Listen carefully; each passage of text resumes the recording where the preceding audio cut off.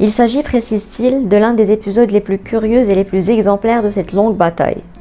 Il y avait un nageur musulman du nom de Issa qui avait d'habitude de plonger la nuit sous les vaisseaux ennemis et de faire éruption de l'autre côté où l'attendaient les assiégés. Il transportait généralement, attaché à sa ceinture, de l'argent et des messages destinés à la garnison. Une nuit qu'il avait plongé avec 3 bourses contenant 1000 dinars et plusieurs lettres, il fut repéré et tué. Nous sûmes très vite qu'un malheur était arrivé car Issa nous informait régulièrement de son arrivée en lâchant un pigeon de la ville en notre direction. Cette nuit-là, aucun signe ne nous parvint. Quelques jours plus tard, les habitants d'Acre qui se trouvaient au bord de l'eau virent un corps s'échouer sur le rivage. En s'approchant, ils reconnurent Issa le nageur qui avait toujours autour de sa ceinture l'or et la cire avec laquelle les lettres étaient scellées. A-t-on jamais vu un homme remplir sa mission, même après sa mort, aussi fidèlement que s'il était encore en vie ?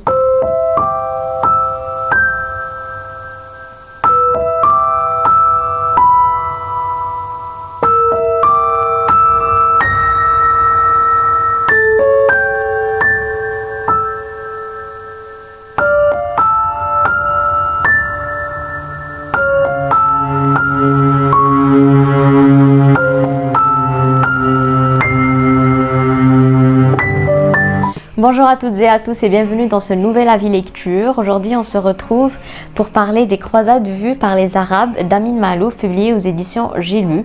C'est le dernier livre que j'ai lu je pense en 2021, oui c'est ça.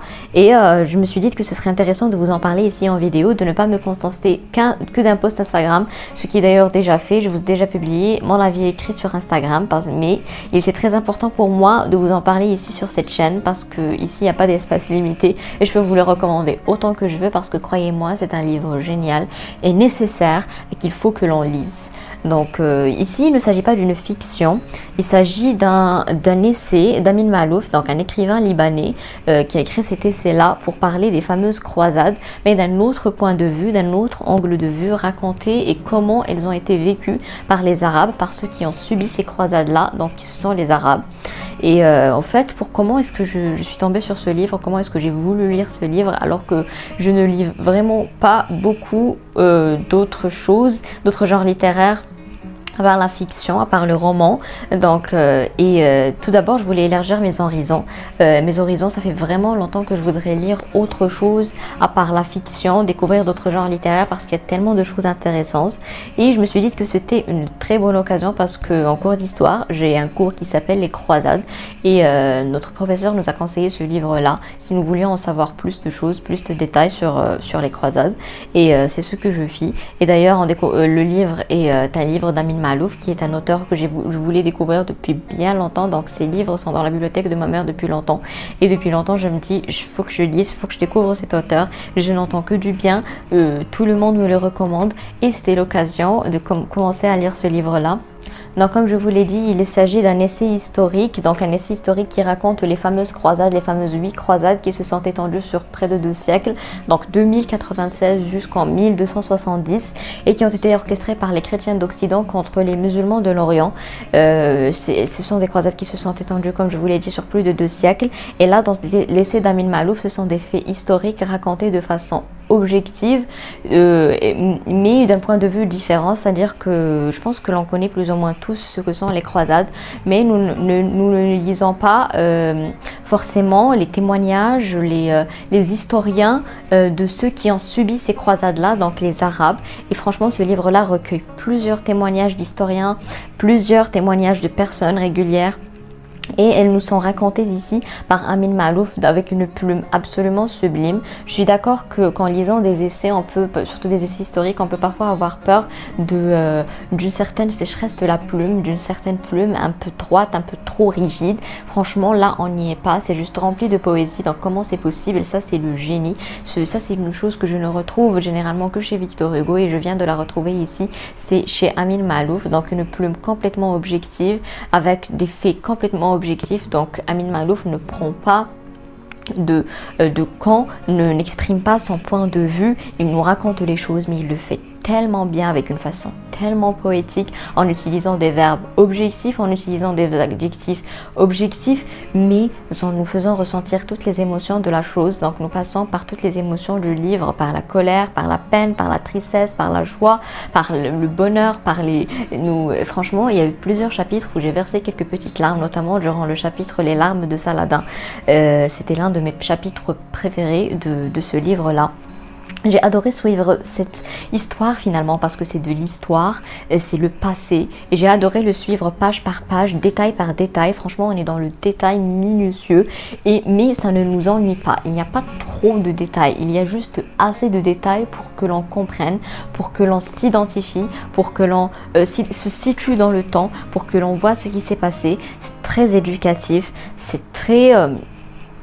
ça apprend beaucoup, franchement, que vous fassiez de l'histoire ou pas en cours, que ce soit votre domaine, votre discipline ou non. Je pense que la lecture des croisades vues par les Arabes d'Amin Maalouf est une lecture très nécessaire finalement, parce que c'est un témoignage finalement de plusieurs guerres saintes qui se sont déroulées il y a plus de 1000 ans maintenant, mais dont les répercussions se voient encore dans la vie de tous les jours, dans les actualités, dans ce qui se passe dans le monde, comme le dit Amin Maalouf lui-même. Donc ces croisades-là ont créé une sorte de cicatrice entre l'Occident et l'Orient qui est encore ouverte de nos jours, et ce sont des faits historiques. Donc pourquoi est-ce qu'il y a il y a des guerres entre l'Occident et l'Orient? Pourquoi est-ce qu'il y a des choses qui se passent dans le présent? Eh bien, très souvent, donc toujours, tout ce qui se passe dans le présent peut être expliqué très facilement par ce qui s'est passé dans le passé, parce que la mémoire des hommes, elle s'étend bien plus loin que sa vie. Franchement, la mémoire des hommes, c'est aussi la mémoire de la nation, la mémoire d'appartenance, une mémoire historique du groupe de personnes auxquelles on appartient.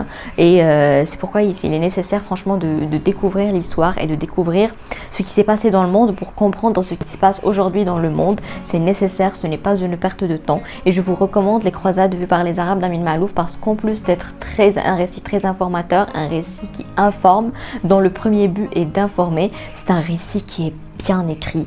Franchement, la plume d'Amin Maalouf, je tire un chapeau bas. J'ai hâte d'aller me replonger dans d'autres de ces récits. Ce livre a beau ne pas être de la fiction, et je sais que ce n'est pas de la fiction, je sais que c'est de l'histoire, je sais que c'est un essai historique, mais franchement, des fois, l'histoire et la réalité est bien plus épique que les plus grandes fantaisies. Franchement, il y a eu des choses qui se sont passées par le passé, et moi, en lisant, je me disais non, c'est pas possible. Il y a des choses qui ne peuvent pas s'être passées.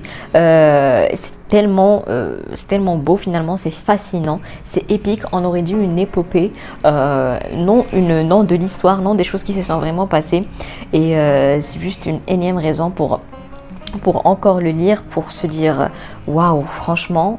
La vie, c'est juste fascinant. Il y a pas que, ça ne se passe pas que dans les fictions, ça ne se passe pas que dans les films. Il n'y a qu'à regarder notre histoire. Il y a eu des choses qui se sont passées dans le monde et qui sont juste accablantes, qui sont tellement horrifiantes que l'on ne veut pas y croire, ou bien encore tellement épiques, tellement belles que l'on n'y croit pas. C'est juste tellement beau. Il y a aussi eu un passage dont je ne parle pas en détail, je ne vous raconte pas ce qui se passe dans ce passage-là afin de ne pas vous spoiler la lecture, parce que ça a beau être que de l'histoire, c'est tout de même fascinant de le lire et de découvrir chaque événement page par page sans que l'on ne sache ce qui se passe, sans que quelqu'un nous ait raconté déjà ce qui s'est passé. Et donc j'ai découvert un passage dans ce livre-là qui faisait écho à un passage dans un autre livre que j'ai lu. Bien, figurez-vous que ce livre-là, c'est de la fiction. Il s'agit du livre perdu des sortilèges de Deborah Harkness, donc le premier tome de la trilogie All Souls de cette autrice-là. Et il y a un passage dans ce livre de fiction qui fait écho à un passage dans ce livre.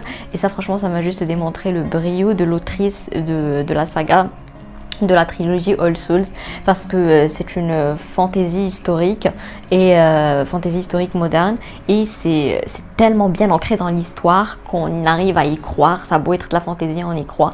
Et là, franchement, j'ai trouvé que c'était beaucoup plus ancré dans l'histoire que ce que je n'avais pensé, parce que ça fait directement écho à un fait historique qui s'est passé directement et qui est très bien relaté en détail dans ce livre-là.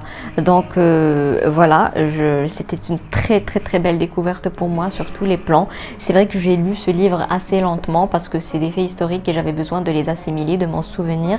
Donc je l'ai lu très lentement, il m'a accompagné durant un voyage, je l'ai lu chez moi, je l'ai lu un peu partout, franchement je l'ai traîné avec moi partout ce livre-là. Et ce n'était que du bonheur, ce n'était que de la bonne humeur. D'ailleurs, comme vous pouvez le voir, j'ai juste mis une infinité de post-it là-dedans, tellement je l'ai aimé, tellement j'ai adoré ma lecture. Donc je me demande comment je vais faire pour me repérer dans ces post-it là, tellement je mettais une post-it à chaque page. Donc c'est une découverte juste magnifique que je vous conseille, que je vous recommande. Et si jamais vous l'avez lu, n'hésitez pas à en discuter avec moi en commentaire. Sinon, je vous le conseille, je vous le recommande. Allez-y, lisez-le. C'est aussi une très bonne façon de commencer à lire autre chose que de la fiction. Si comme moi vous n'en lisez pas beaucoup, vous ne lisez pas par exemple beaucoup d'essais, c'est aussi un très bon livre pour commencer. C'est très bien écrit comme je vous l'ai dit. Et encore une énième fois, je ne peux que vous le recommander. C'est un réel coup de cœur et il n'y a pas eu de plus belle façon pour finir l'année 2021 qu'avec ce livre-là.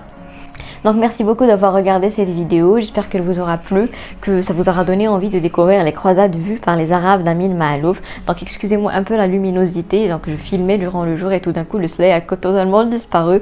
Donc excusez un peu la luminosité de cette vidéo, j'espère qu'elle vous aura quand même plu, qu'elle vous aura peut-être inspiré, qu'elle vous aura donné envie de découvrir d'autres genres littéraires. Dites-moi en commentaire si oui, n'hésitez pas aussi, si vous avez aimé la vidéo, à la liker, à la partager autour de vous, à vous abonner et à activer la petite cloche pour ne rater aucune nouvelle vidéo. J'espère que vous allez bien, que vous portez bien et je vous demande de prendre bien soin de vous. Je vous aime, à très bientôt.